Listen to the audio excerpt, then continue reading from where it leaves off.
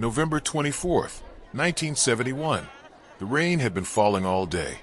Not hard, not dramatic, just enough to blur the runway lights and smear the world beyond the window into streaks of yellow and gray. The kind of rain that settles in quietly, like it plans to stay. I remember the sound first. Rain tapping against aluminum.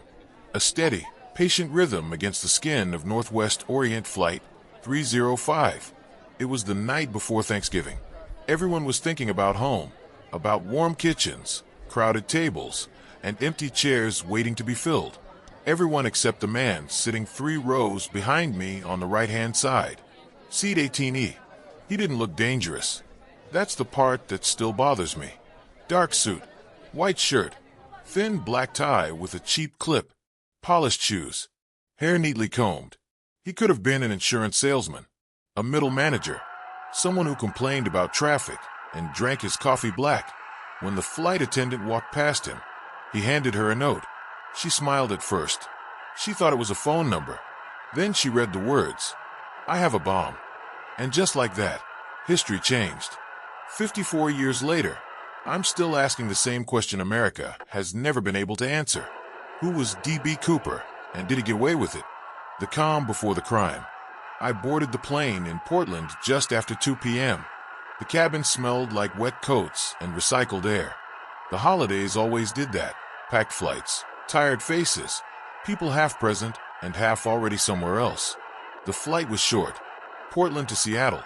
Barely half an hour in the air. The man in 18E boarded quietly.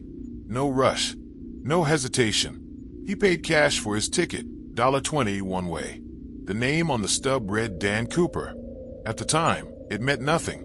He placed a briefcase beneath the seat in front of him and ordered a bourbon and soda. Not nervous. Not smiling. Just calm. Too calm, maybe. But no one was looking for danger that day. Why would they? This was America in 1971. You could board a plane without ID. Cockpit doors weren't reinforced. Hijackings were headlines, but they still felt distant, like something that happened to other people. The man drank his bourbon slowly. He didn't talk to anyone, didn't fidget, didn't look out the window. He watched the cabin instead, faces, movements, patterns, like he was memorizing us. That's the thing about D.B. Cooper. Everything he did felt rehearsed. The note. The flight attendant's name was Florence Schaffner. She was young, professional, used to being ignored or flirted with by men in business suits. When Cooper handed her the folded note, she did what she always did, slid it into her pocket. She didn't read it right away. She turned to walk back toward the galley, and then she heard him say it. "Mississippi, you'd better read that." She unfolded the paper. Her face changed. Don't panic. Not screaming. Just a quiet, immediate seriousness. She sat beside him. He leaned closer and opened his briefcase, just enough for her to see inside. Red cylinders, wires, a battery. Whether it was real or not almost didn't matter. The threat was real enough. The demands. Cooper spoke softly, politely. He wanted $200,000 in cash, $20 bills. No marked money. He wanted 4 parachutes, 2 main chutes, and 2 reserves. And he wanted the plane refueled in Seattle. No tricks. No heroics. If his demands were met, no one would get hurt. Florence carried the message forward. The cockpit received it. And suddenly, a routine holiday flight became something else entirely. A negotiation. Controlled panic. What I remember most is how normal everything looked. No screaming. No crying. No chaos. The plane circled the Seattle airport for nearly 2 hours, while authorities scrambled to comply. The crew moved through the cabin with practiced smiles. Drinks were served. People shifted in their seats, annoyed by the delay. No one announced what was happening, but fear has a way of leaking through walls. Whispers spread. Something's wrong. Why aren't we landing? Why are there police vehicles lining the runway? I watched Cooper from across the aisle. He didn't look worried. He lit a cigarette. Yes, right there in his seat. Smoke curled toward the ceiling, mixing with the rain-stained light from outside. He crossed his legs and waited, like a man confident the world would bend. Seattle. When we finally landed, the runway lights burned through the rain like a promise. and a warning all at once. Police vehicles surrounded the aircraft, but they kept their distance. They brought the money. They brought the parachutes. Cooper inspected everything carefully. He counted the cash. He checked the chutes. He knew what he was looking at. That's important. He wasn't guessing. Once he was satisfied, he did something unexpected. He let us go. Passengers first. One by one. Free to leave. As I stepped onto the wet tarmac, I looked back. Cooper stood at the top of the stairs, framed by the cabin light. He raised a hand, not a wave. More like an acknowledgement. A man who knew his story wasn't finished yet. The plane would take off again that night, with fewer people on board, with the rain growing heavier, with a man who was about to step into legend, and somewhere over the dark wilderness of the Pacific Northwest, D.B. Cooper would disappear. Into the storm, the second takeoff. The cabin felt different with most of the passengers gone. Quieter, heavier, like the plane itself knew it was carrying a secret it wouldn't be allowed to keep. Only a handful of us remained now. The flight crew, a skeleton staff, and him, the man in the suit, the man who had already bent the system without raising his voice. D.B. Cooper sat back down after the passengers disembarked, placing the money-filled canvas bag carefully beside him. $200,000. It didn't look like much. That's the thing about cash. It only feels heavy once you understand what it represents. Leverage, escape, or a grave. He gave his next instructions calmly, as if ordering room service. A flight path south, toward Mexico. Altitude no higher than 10,000 feet. Airspeed slowed to around 170 knots. Landing gear deployed after takeoff. Flaps set at 15 degrees. Every detail is precise. Every detail is deliberate. The cockpit crew exchanged looks. These were demands you made unless you knew the aircraft, unless you'd studied it, unless you'd planned this moment in advance. The Boeing 727 was one of the few commercial jets capable of something Cooper clearly intended to do. It had a rear stairway, and it could be lowered mid-flight. A man with no fear. As we taxied down the runway, the rain intensified. Wind rattled the fuselage, pushing against the plane like it wanted inside. I tightened my seatbelt without realizing it. My hands were damp. My mouth tasted like metal. Cooper didn't react. He ordered another bourbon. The flight attendant hesitated, but complied. He paid for the drink. That detail haunts people. A man hijacks a plane, threatens lives, takes a fortune, and still pays for his whiskey. He sipped it slowly, watching the cabin lights flicker as we lifted off again. Seattle disappeared beneath the clouds. So did our last easy chance of seeing him ever again. The sky closes in. The weather worsened almost immediately. Thick clouds swallowed the plane. Rain hammered the fuselage harder now, joined by turbulence that jolted us without warning. The engines groaned differently at this altitude, lower, rougher, like they were being forced to work against their own design. The cockpit door remained closed. Cooper communicated through notes and brief conversations with the lead flight attendant, Tina Mucklow. She later said he was polite, apologetic even. He asked her to sit with him, not threateningly, almost lonely. He spoke about nothing important, complimented her composure, mentioned Seattle in passing, never revealed anything about himself, never slipped, never showed nerves. But there was urgency beneath the calm, a sense that time mattered. The stairway, somewhere over southwestern Washington. Cooper made his move. He instructed Tina to go to the cockpit. Then he did something no hijacker had ever successfully done before. He lowered the rear stairway of the aircraft. A warning light flashed in the cockpit.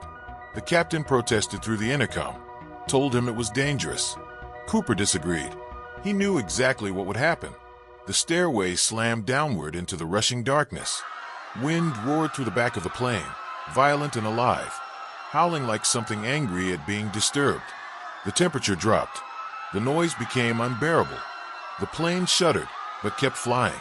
Somewhere behind us, a man in a business suit was standing at the edge of nothing. The moment.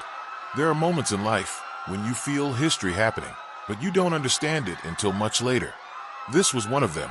At 8:13 p.m., the aircraft lurched suddenly upward. Not hard, not violent, just enough. In the cockpit, Instruments flickered. The crew didn't say it out loud, but they all knew what it meant. The pressure had changed. Weight had shifted. Somewhere between the rain and the clouds and the black forest below, D.B. Cooper was gone. No scream. No final message. Just a man stepping backward into legend. Did he jump? The plane continued on. The stairway remained down. Rain poured into the fuselage, like the sky itself was trying to erase evidence. Only when we landed hours later in Reno did anyone dare to look. The back of the plane was empty. No Cooper. No bomb. No briefcase. Just a few cigarette butts. And a black clip-on tie resting quietly on the seat in 18E. The silence after. When authorities finally boarded the plane, the questions came fast. Where exactly did he jump? Was the bomb real? Could anyone survive that fall? Outside, floodlights cut through the rain, as if searching the ground for answers that weren't there. Somewhere out there, in dense forest, raging river, or open sky, was either a body or a man who had just beaten the system. That night, as the engines cooled and the rain finally began to fade, one truth settled over everyone involved. This wasn't the end. It was the beginning of something much larger. The manhunt the moment after the fall. By the time the wheels touched down in Reno, the story had already slipped beyond anyone's control. The plane sat on the tarmac, like a crime scene frozen in disbelief. Rainwater pooled beneath the open rear stairway. Wind hissed through the empty cabin. The seat in 18E stared back at investigators like an accusation. He was gone. Nobody. No parachute. No trace of panic. Just absence. And absence, I would learn, is the most difficult thing to investigate. The FBI arrives. Within hours, the FBI took over. This wasn't just another hijacking. It was unprecedented. A man had parachuted from a commercial jet at night in bad weather, carrying a fortune in cash, and vanished. They called it Norjack, Northwest Hijacking. Agents photographed everything, measured everything, bagged everything. The black clip-on tie Cooper had removed before the jump was cataloged and sealed. Cigarette butts were collected, lucky strikes. His seat cushion was examined. The stairway mechanism was inspected for damage. Nothing screamed amateur. Nothing suggested hesitation. And nothing told them where to look. Drawing the dead zone. The first task was obvious. Find a jump site. But obvious doesn't mean easy. Based on flight speed, altitude, wind direction, and timing of the pressure change, the FBI estimated Cooper had jumped somewhere over southwestern Washington, possibly near the Lewis River, deep in forest and wilderness. They marked out a search area of nearly 1,500 square miles. Mountains, rivers, dense pine forest, swamps, ravines. It was November, cold, wet, unforgiving. If Cooper had survived the jump, he would have landed injured, disoriented, and soaked at night, in terrain designed to erase mistakes. If he hadn't survived, the wilderness would keep it secret. The search, hundreds of agents, local law enforcement, National Guard units, helicopters, search dogs. They combed the forest on foot, in the air, and along rivers and logging roads. They searched for parachutes silk caught in trees, for disturbed ground, for blood, for anything. They found nothing. Not a shred of nylon, not a bill, not a body. As days turned into weeks, optimism faded. The forest gave nothing back. The money, the ransom bills were meticulously recorded before delivery. Serial numbers logged, photographed, and tracked. If Cooper spent even a fraction of the money, someone would notice. Banks were alerted. Retailers were briefed. Cashiers were trained to watch for 20s in suspicious quantities. Years passed. No money surfaced. Not in banks. Not in stores. Not in casinos. It was as if the cash had dissolved into the air with him. Until it didn't. The boy on the river. In February 1980, nearly 9 years after the hijacking, an 8-year-old boy named Brian Ingram was digging in the sand along the Columbia River, near a place called Tenabar. He was building a fire pit. Instead, he found money. Old, rotting, stuck together. His parents thought it was play money at first. It wasn't. $5,800 in $20 bills, confirmed by serial numbers, to be part of Cooper's ransom. The discovery shattered assumptions. The money had been buried, but how did it get there? Had Cooper drowned upstream? Had the river carried the cash away from a submerged body? Or had someone else buried it intentionally? The FBI had no answers, only new questions. The tie that spoke too late. Decades later, technology advanced. The tie Cooper left behind, dismissed for years as unremarkable, was re-examined. Under powerful microscopes, forensic scientists found microscopic particles embedded in the fabric, titanium, rare earth elements, and industrial residues. This wasn't random. In 1971, those materials were associated with aerospace, advanced manufacturing, and specialized engineering. The tie suggested Cooper wasn't just clever. He might have been technical, possibly highly skilled, possibly connected to industries that understood aircraft better than most people ever would. It narrowed the field, but not enough. Theories collide. Inside the FBI, opinions fractured. Some agents believed Cooper never stood a chance, that he died the moment he stepped into the storm, his body swallowed by trees, river, or time. Others weren't so sure. He demanded 4 parachutes, not 1. That wasn't panic. That was strategy. He'd forced authorities to assume he might take a hostage, preventing them from sabotaging the chutes. He knew the aircraft. He knew the conditions. He knew what risks he was taking, and perhaps he'd accepted them. A case that would not close. Leads poured in, thousands of them. Men who disappeared after 1971. Men who bragged while drunk. Men who matched the sketch, or wanted to. Each was investigated. Each fell apart. Years turned into decades. Agents retired. Witnesses died. And still, the file stayed open. Not because the FBI believed Cooper would resurface, but because America wouldn't let him go. The ghost in the system. By the early 2000s, D.B. Cooper was no longer just a suspect or a case number. He was a symbol of loopholes, of audacity, of a moment when the system blinked and someone slipped through. But symbols don't pay ransoms, and legends don't leave fingerprints. The Bureau needed a name, a face, a truth. The men who might have been Cooper the need for a name. By the time the case reached its 3rd decade, the FBI no longer spoke about catching D.B. Cooper.